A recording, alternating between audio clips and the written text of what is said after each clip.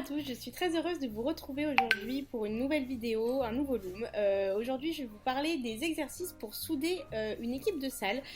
Oui, tout simplement parce qu'on sait tous, notamment nos amis les restaurateurs, à quel point il est important d'avoir une équipe de salle soudée et communicante entre elles. Tout d'abord, l'importance de la communication. Effectivement, il est super important de travailler sur cet aspect. Pourquoi? Simplement parce que la communication, c'est vraiment ce qui va faire que votre service est fluide et tout va bien. Et pour cela, on vous conseille de rappeler l'importance de la communication en interne. Tout ça pourquoi? Parce qu'en fait, au final, les stagiaires comprennent l'importance et du coup ont envie de communiquer d'eux-mêmes. Pour ce qui est des exercices qu'on peut pratiquer, on peut souvent faire des jeux de rôle, des mises en situation, notamment sur tout ce qui va être débrief à chaud ou débrief à froid. On connaît l'importance de ces moments dans le restaurant et du coup c'est important de faire des mises en situation pour faire comprendre à quel moment il est bon de débriefer à chaud ou à froid et comment le faire. On peut aussi faire des jeux de rôle et des mises en situation sur la communication comme geste d'expertise. Ici, ça va être simplement de prendre deux stagiaires, un qui jouera le client, un qui joue le serveur. Et ici, il s'agira par exemple de parler du restaurant, de présenter le restaurant au client qui s'intéresse et pose beaucoup de questions. On peut aussi, encore une fois, faire des mises en situation de comment est-ce que je vais communiquer à mon manager ou comment je peux communiquer à mon collègue un souci en service. Et là, c'est le même principe. On fait un jeu de rôle, une mise en situation, deux stagiaires, un serveur et un client.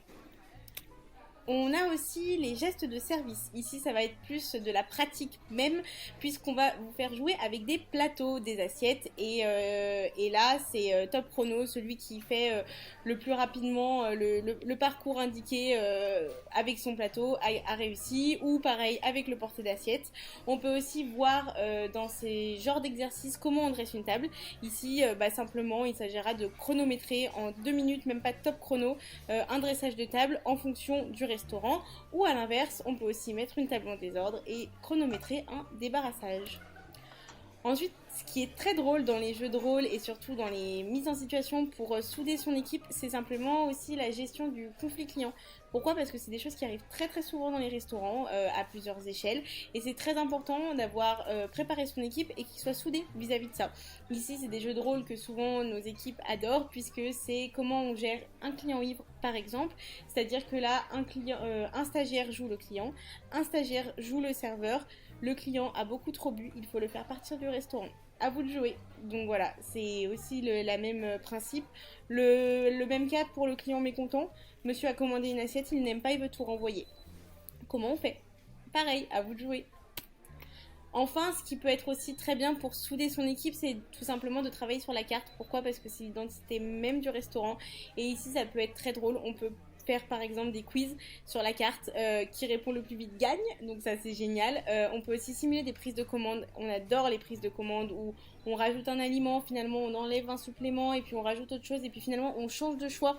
Voilà, c'est des petites situations qui arrivent de temps en temps et auxquelles il faut être préparé, et je vous assure qu'en jouant entre guillemets avec son équipe avant de commencer en service, ça met toujours dans des bonnes dispositions.